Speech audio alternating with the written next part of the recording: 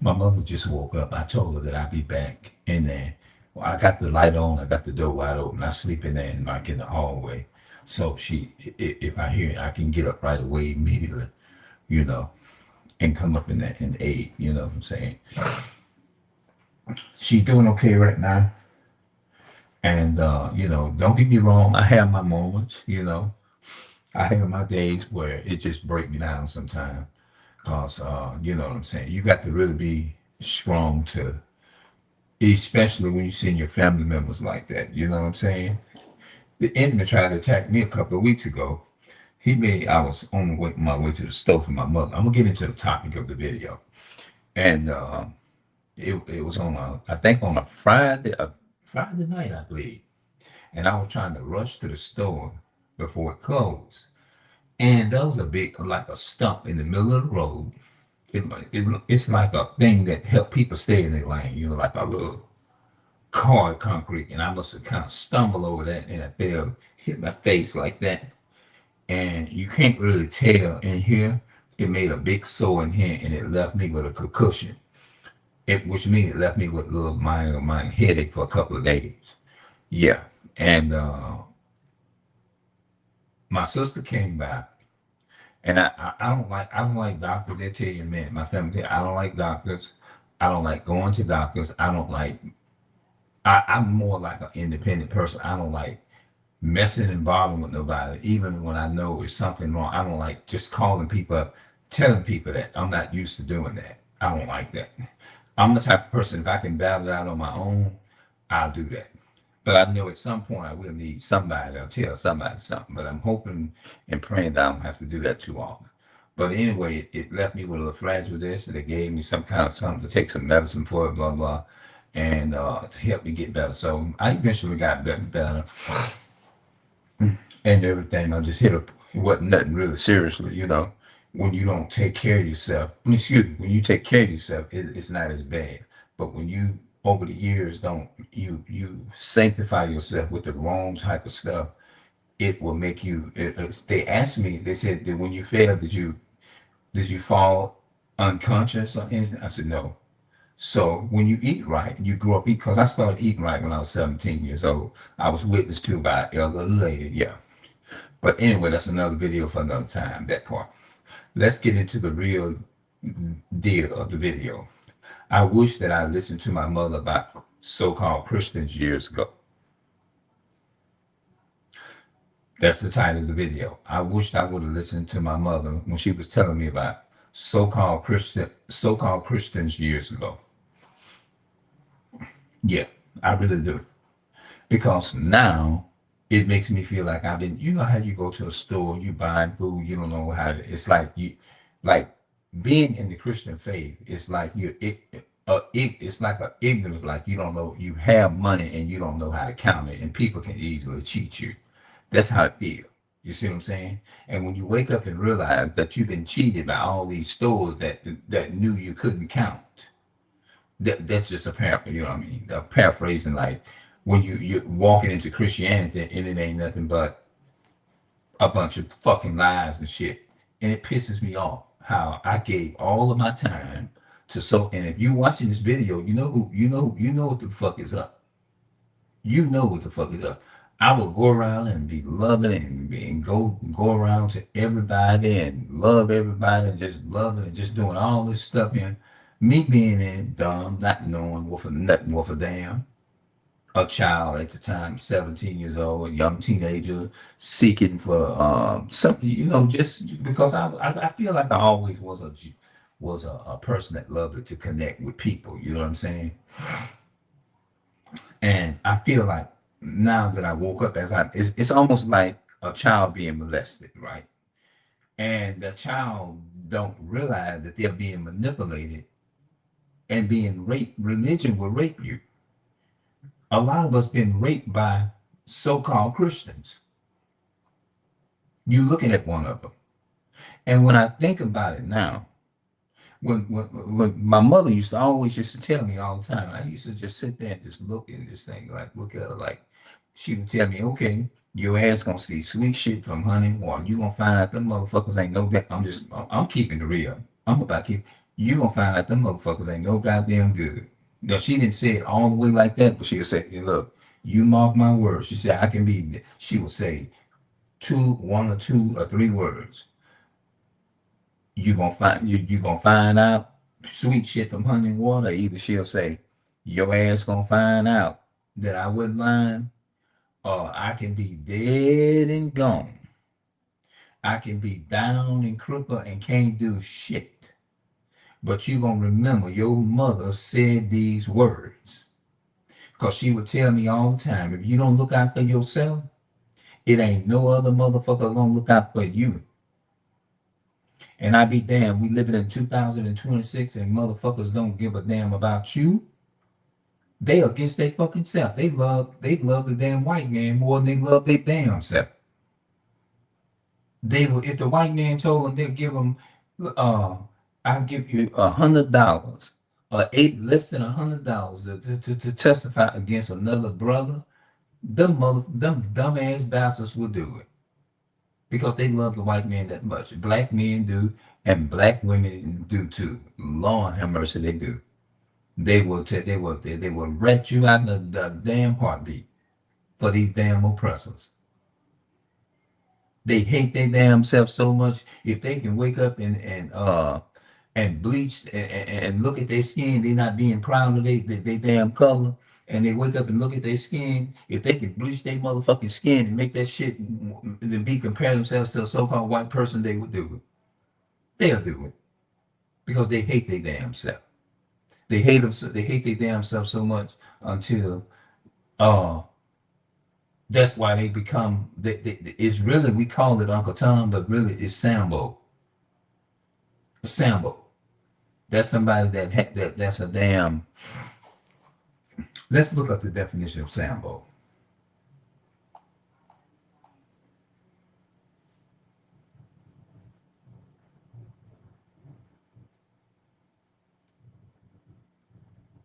What is the definition of Sambo?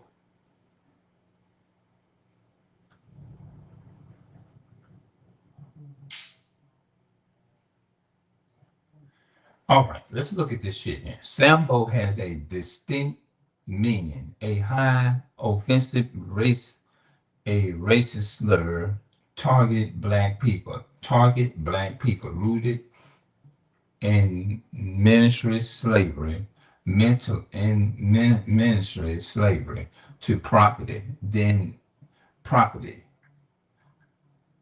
slavery to portray them as childlike and lazy in a racist material art, combating support derived from Soviet focusing on gripping, and jubdo. I don't know how you say that, people. I'm trying to make techniques. It also historically refers to individuals of mixed African and Native American. Okay, I never heard of that before. Sambo has a distinct meaning. Okay, rooted in ministry slavery, is portrayed them as childlike and lazy in a Russian material art, combating support divide from Soviet focusing on gripping and judo. I don't know what that is, techniques. Let's look up the definition of let's look at it, Uncle Tom. Like, hold on. Let's look up Uncle Tom. What is the definition of Uncle Tom? Uncle Tom is the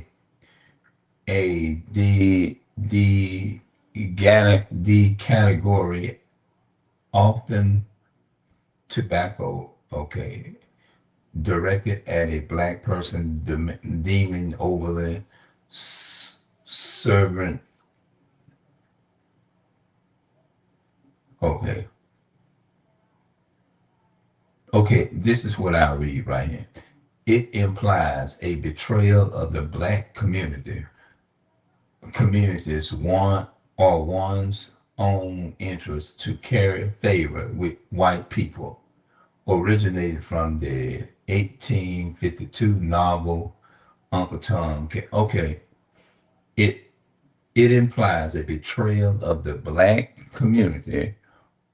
Communities are one's own interest to carry favor with white people, or it means you carry favor with them more over your own people. It's a definition of committing treason against your own race. You is more for the you're more on the dominant side, the people who actually control the everything. You wants to be in the category with the white with the ruling dominant society, and you'll be willing to do any and everything that they tell you to do, even if it means going against the the genetic of people that you come from. Yeah.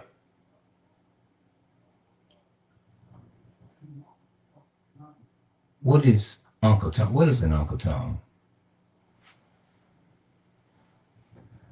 Uncle Tom is a a pro. I don't know what that is. The beacher. Okay. A term for a black person perceiving a exclusively subverted to white people or sellout. You are submitted to white people or you are a sellout to your own way. You're more submissive to white people than being submitted to people of your counterparts of your own kind. You will tell those so-called white men everything. Let's look up what did Malcolm X mean by the house Negro and the field Negro? Okay, let's look at the differences. And I would say Malcolm X is gonna break it down a little bit. The words are so small. Sometimes I think they do it on purpose. So you have had two types of Negroes, the old type and the new type. Most of you know the old type. When you read about in history during slavery, he called the Uncle Tom. He was the house Negro. During slavery, you had two Negroes. You had the house Negro and the field Negro. The house Negro usually lived close to his master. He dressed like his master. That's what it is. You know, he wants to be like that. That's what I was trying to explain. He he wore his master's secondhand clothes. Okay, that's part of it. He ate food that his master left on the table, and he lived in his master's house, probably in the basement, the attic, but he still lived in the master's house. So whenever that house Negro identified himself as he always identified himself in the same sense that his master's down downfield himself when his master said you have good food, the house Negro would say, yes, we have plenty of good food. We have plenty of good food.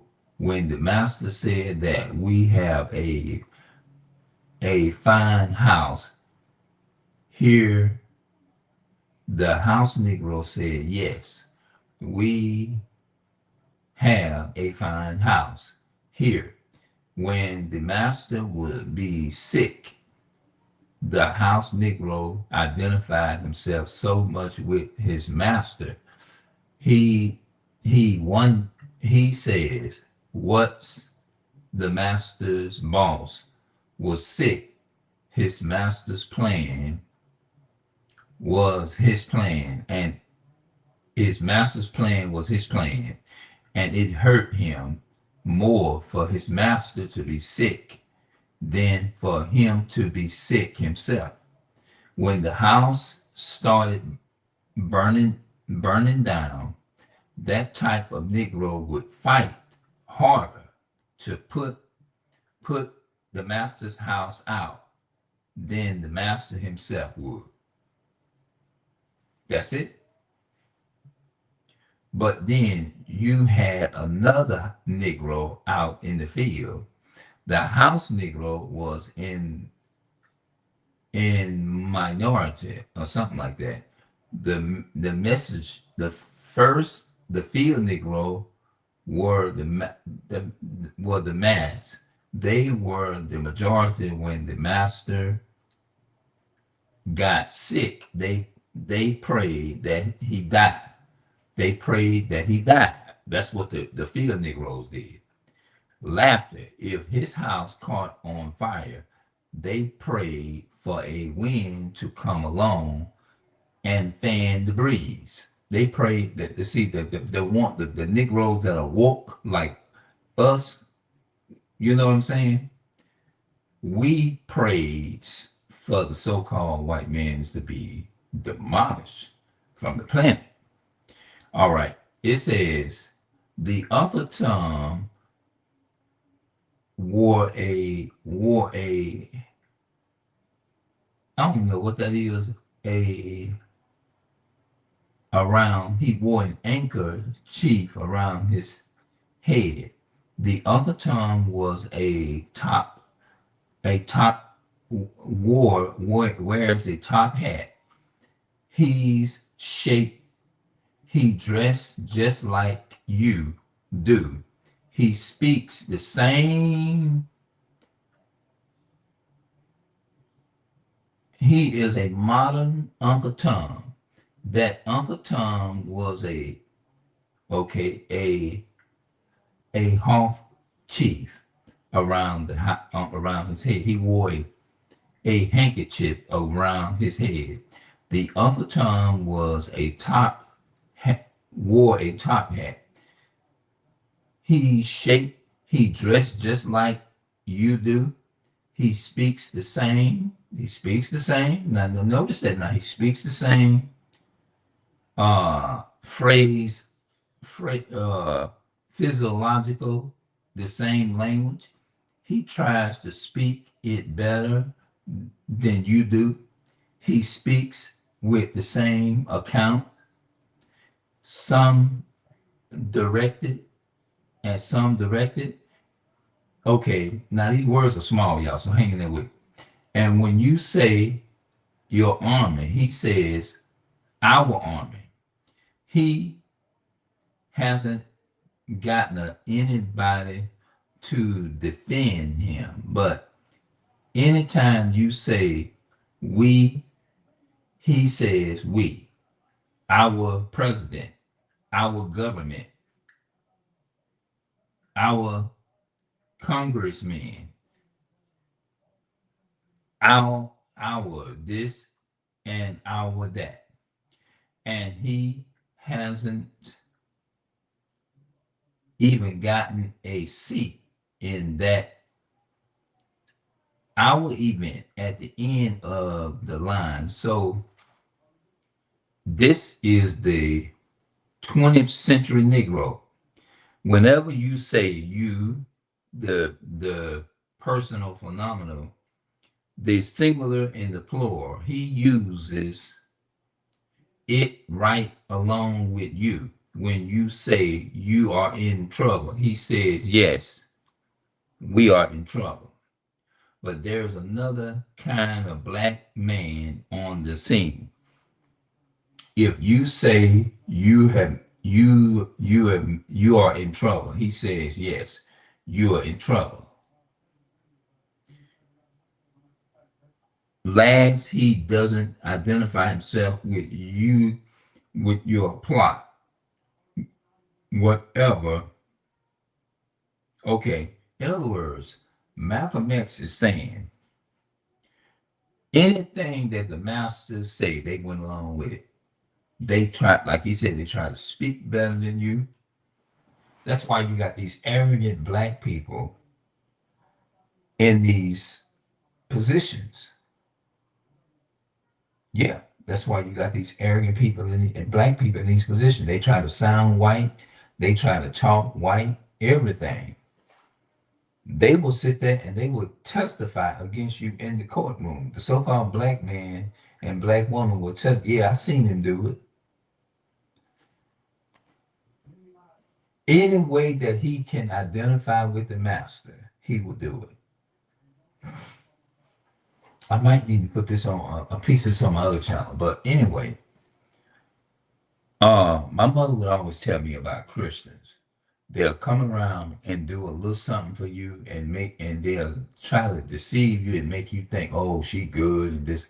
And what they doing, they setting up little stages to like kind of bait you like bait. You see what I'm saying? That's to catch you. You see what I'm saying? So you got to watch out for that type of stuff. They'll come around and do a little something, make you think they all of that. And I learned to be aware of that. And I don't deal with people like that no more. I just don't go around different people like that no more. You got to be, it's like I would really have to feel you out to understand you before I go hanging around or whatever. People, man, has all like if you say, man, I grew up with these people, man, and these people, I thought these people was good and they changed and what. Usually they've been that way the whole time. It just took you a while to find the motherfuckers out. And they know they can't pull the bullshit over you no more. So that's probably why they don't come around neither. You know what I mean? They can't pull or run the game or try to finesse you with this dumbass bullshit that so-called Christians try to do. You know what I'm saying? So what I'm gonna do, I'm gonna go on my other channel and I'm gonna talk on this a little bit more after this, because hopefully people understand it. Because I was kind of had to read some of the words were very hard to break down because they were so small too. So I'm gonna go on my other channel and create one. I wish that I listened to my mother telling me about so-called Christian people. Well, I wish I listened to my mother when she was telling me about Christian people. You see what I'm saying? All right, that's the title.